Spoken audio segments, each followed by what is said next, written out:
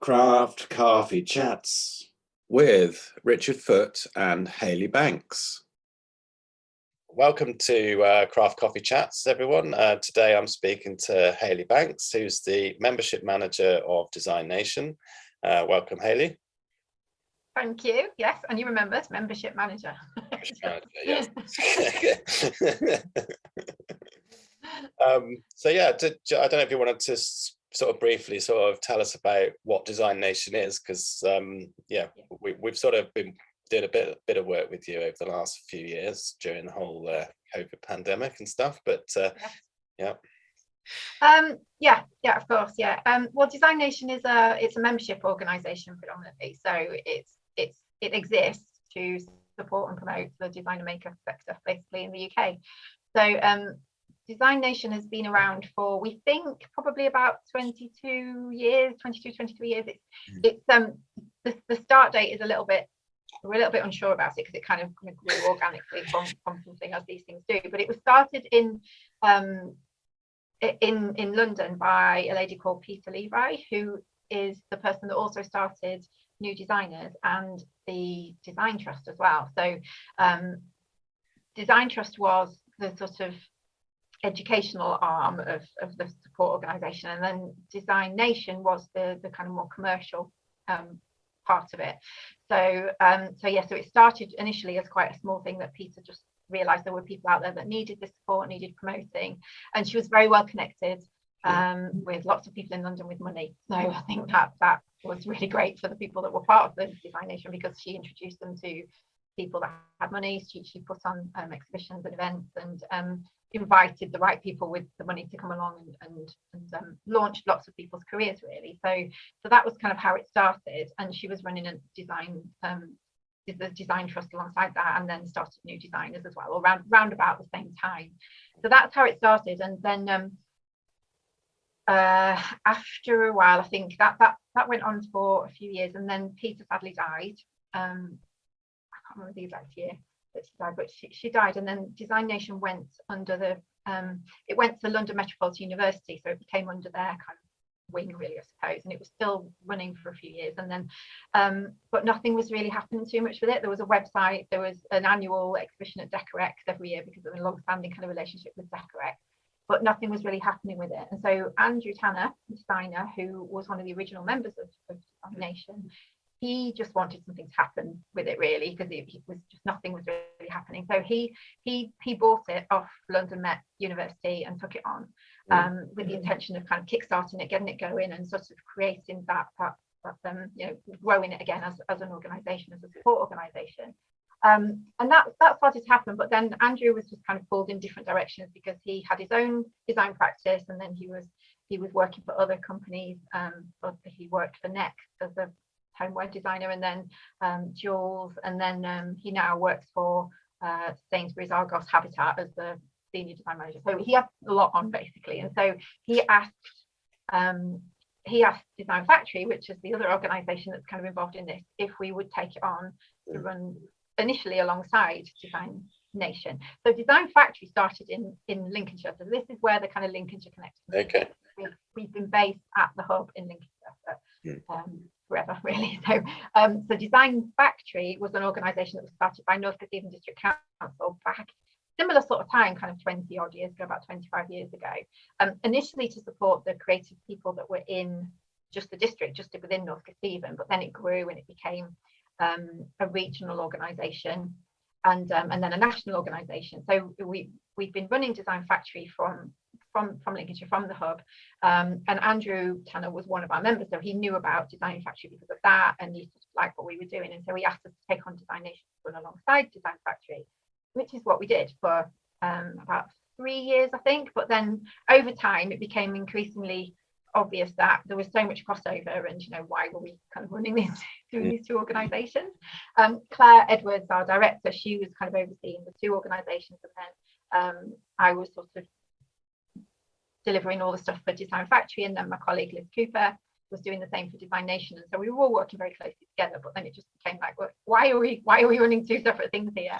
And so we did lots of consultation, talked to members, talked to other people, and it became obvious that the right thing to do was to was to combine them, to merge them together. So that happened in 2017. So Design Factory then became kind of embedded within, well, we merged them together, but we kept the Design Nation name. So this was probably the biggest kind of issue around the merger. It's like, what do we call it? Do we call it one or the other, or something completely new?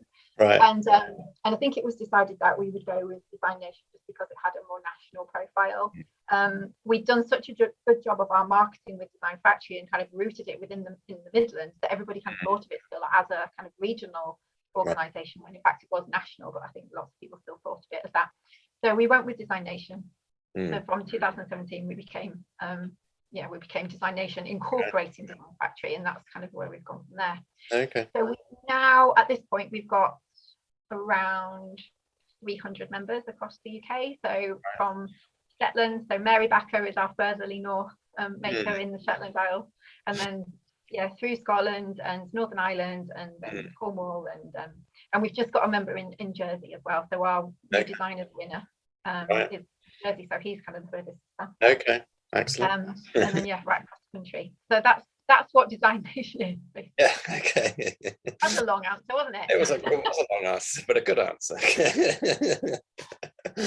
No, it's been nice because I've had the privilege of meeting a lot of the members through different courses and seeing people at different shows. And we sort of known people who've been members for a long time as well. So yeah, it seems to be a good, especially since COVID, it's been quite a good network of people like sort of supporting each other as well as the organisation supporting them. It's sort of quite a mutually beneficial kind of thing, I think it sounds.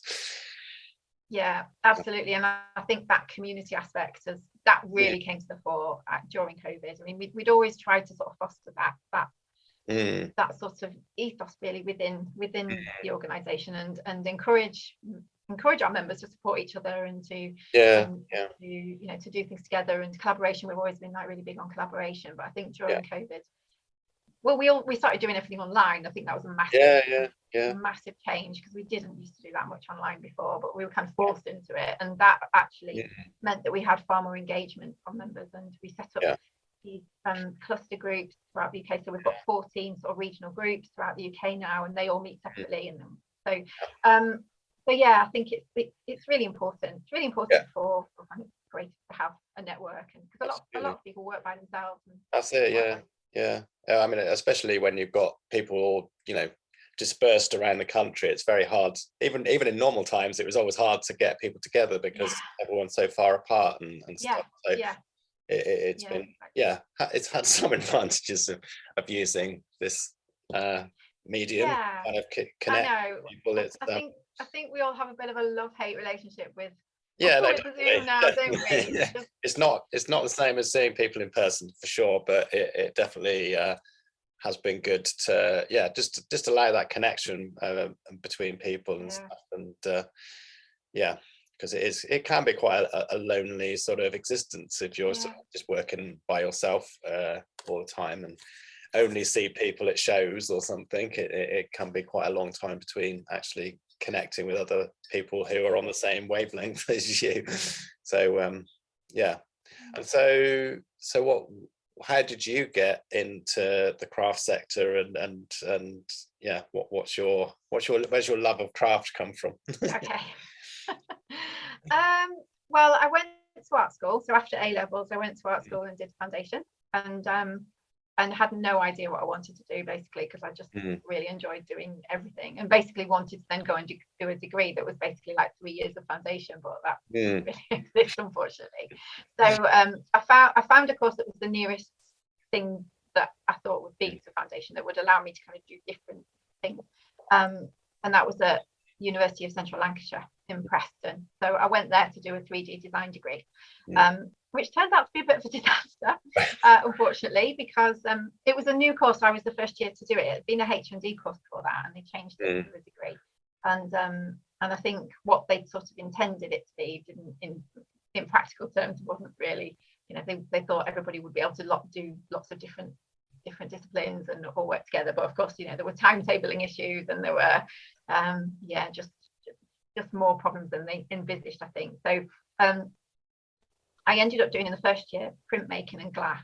So because I wanted to just do something completely different. And I'd mainly done ceramics and fine art when I did foundation, so that was my specialism when I did my final project. But so I did, so I thought, no, I'll do something different. So I did glass, printmaking and glass in the first year, and then in the second year I thought I'd be able to do 2 other things. But then it became apparent that that wouldn't be possible because of timetables and everything. And also they said, well, if you do different disciplines in your second year, you've got to repeat the first year because you won't have got the credits for that level. And so that wasn't great. Anyway, so I carried on doing printmaking and glass, which luckily I did I really love the printmaking, not so much glass, because it's hard work. When I did glass blowing, and I thought it looked easy, and it really wasn't. So I have so much respect for the glass blowers, especially in the horrible heat that was wow, I can't imagine. So I carried on doing that, but then after 2 years it just became nothing. There were so many problems with the course and I really wasn't happy, and I just thought, no, this is happening. But it came to a bit of a head when I got chicken pox in the Easter holidays just the second year, and went back after that, and they basically said, where's all the work you've done while you've been off? And I said, I haven't, like chicken pox. And they said, that's no excuse. And I just thought, you know what, I've had enough of this. So I left and so, but I've done quite a lot. Obviously I've done foundation and 3D disciplines and a lot of design history and art history and everything, and I still did want to do something creative, but I didn't know what at that stage. But I think I kind of, this whole experience that had happened with my degree, and it all went a bit wrong, and I think I kind of temporarily lost my marbles a little bit, and so I ran away to Belgium, as you do, because I thought that would be I thought that would solve all my problems if I went to live in Belgium. Obviously it didn't. So my thinking behind that was I did French at A level, and thought, oh, I'm quite good at languages. I did that, so I'll just go and live somewhere where they speak French. But didn't want to go and live in France for some reason. I thought I'll go and live in Belgium. Right, okay. And I'll learn Flemish because that will be really useful. Yeah. So that was my plan. So I managed to get a job as a nanny, and then enrolled in a language school and did Flemish for a couple of months. And then I think one day just woke up and thought, what the hell are you doing? This wasn't really the greatest plan. And so I it didn't last very long. I did it for a few months and then came home. Okay. And then just realized I did want to do something creative, but I didn't really know what. So I just enrolled in a local college and did I did like 1 day a week doing City and Guilds fashion and textiles, because I thought, do that, I can fit that around a job. I can so I did that for a while, and then the lady that was running the City and Guilds course was writing a H&D course that was called fashion imaging and promotion. So it was around all the stuff to do with the fashion industry, but not actually making clothes, not actually designing. There was some design element of that, but it was more around kind of trend forecasting and promotion, design, branding, photography, illustration, all of that. I thought, that sounds interesting. I'll do that. So I did that H&D part-time while I was working as well. So left that with like loads of kind of really random skills, but not enough of any one thing to be able to get a job doing any one of those things. So so that sort of put me in a bit of a difficult position, really. I applied for loads of jobs and loads of jobs, but didn't nothing was really relevant. So I then was working freelance, doing some design work for lots of people, and working from home doing that. But I was really rubbish at just being at home on my own. I was one of those people that really didn't cope very well with being isolated. So I just thought I need to find a job that will help allow me to do kind of other things, really. But still within the creative sector. So then I saw the job that became the job that I've got now, advertised, for this new thing that was starting, the thing that became Design Factory in Sleaford, which was about an hour away from where I live. And I thought, well, that's doable. So I applied for that job and got that job, and that was 2003. And I've not left since. So I'm still doing it. So that's good.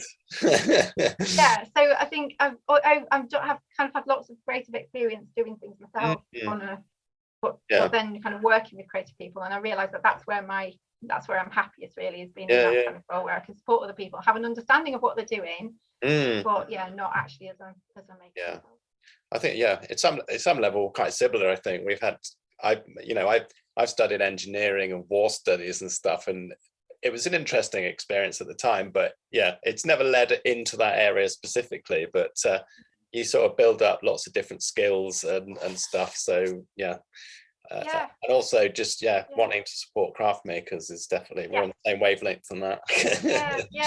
Yeah, absolutely, that's it. I think that's, I kind of have an understanding of how difficult it is to do what they do, and also I have an understanding of the kind of support that people need. So I think because it's sort of one thing to be skilled at actually the making process, and a whole different thing to then make it into a business to then support yourself. It's there's a lot of different skill sets involved in that to make it work. But yeah, absolutely, and most creative people are really great at the creative side, very imaginative, very adaptable, all of that, but need help with the other stuff that, you know, absolutely more challenging stuff, the stuff to do with business and marketing is generally absolutely. It's just finding ways to make that as easy as possible. Yeah, and it's an ever evolving thing, the whole marketing thing, isn't it? You know, just 10 years ago or something, we didn't really have social media in the same way, and it's sort of, I had to get used to how that works and stuff. But you know, in theory, that's made everyone slightly more visible, especially to a wider audience, not just like a local audience. So I don't know. Yeah, absolutely.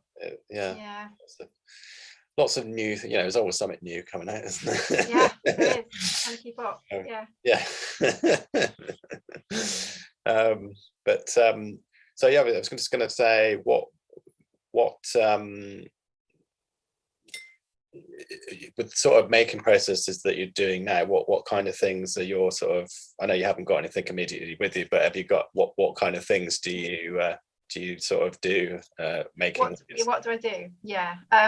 I paint quite a lot, so and photography, so I take lots of photographs and lots of things, but I've had a project in my head for like years that I've been working on kind of off and on, but I'm really trying to sort of do that, and it's around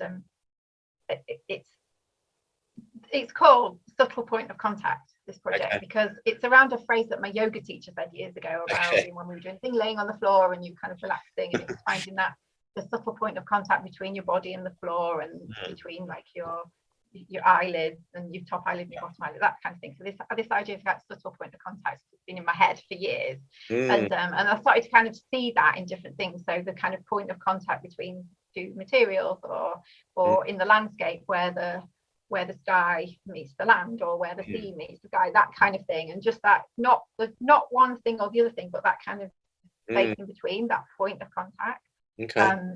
And so that's just something that's sort of been in my head, and it's just kind of fascinated me for years, really. And I see it, so I take lots of photographs of that, things that sort of fit with that, where one thing meets another, or where they kind of sit by each other, that kind of thing.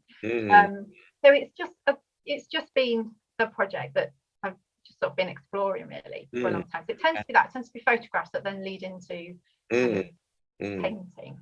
So, and I am determined that I will sort of, it's lots of little things at the minute, and you asked me this morning if I'd got anything, and it's all at my mum's house.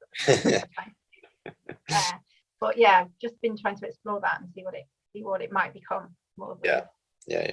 Cool. But it's just, I have to sort of do it in my own time and fit it in. But there's some days, obviously I work with creative people all the time, and sometimes something happens, or I'll go to somebody's studio, or I'll see some work they're doing, and I just like yes, I need to get on with my project now. It's kind of inspired me to get on with what I'm doing, but without any sort of pressure of an end date or any cool. So as the sort of membership manager of Design Nation, you must have come across a lot of ceramicists who have you got a large mug collection, or have you got No, surprisingly not. There's two reasons for that. I do buy ceramics a lot, but for gifts for other people. I very rarely keep things myself, or take things away. But the other reason for that as well is just like I'm phenomenally clumsy, so I shouldn't really say that to all the people that I work with who I set up their working exhibition. Sorry. Yes. But I am very, very clumsy, and so I just that's why I tend to give things away. Right. But I do have some mugs. I do have one. You must see my favorite. What is this, your favorite mug? Ooh. Yes. That's So cool. this is my favourite mug, and this is by a German designer, ceramic designer called Jutta Becker, and I bought it at Earth and Fire a few years ago. But I just really like the size of it, and it's just it's one of those that you can kind of hold in your hand. Yeah. Cool. And I drink a lot of kind of green tea, and it just kind of matches the colour. Nice. So yeah, this is my favourite mug, and that I tend to kind of have. Today I've got my Emma Lacey mug, which I think is a sort of one-off. I think she might have done this glazed now, but this was done when we filmed her, and has to have a bit of orange, obviously. So I think she did it especially for me. So that's but yeah, it's always, I think, certainly when I'm sort of buying mugs, I have to pick it up and fit, because it has to fit in your hand well. Because yes, it does. There's a couple of times where I bought stuff because it looks nice, and it's like it doesn't really fit in my hand. But it's important to try it out first. Yeah, no, it is important. Absolutely. Yeah, you don't get that from buying stuff online, do you? I couldn't buy. No, but that's it. Absolutely, it's never quite how you envisage it. So yeah, buying in person is good. Yeah. But cool. Well, thank you, Hayley, for chatting to me today, and I'm sure we'll chat again in the future. But yes, I'm sure we will. For now, thank you very much, and thank you for watching, everyone, and bye for now. Craft Coffee Chats.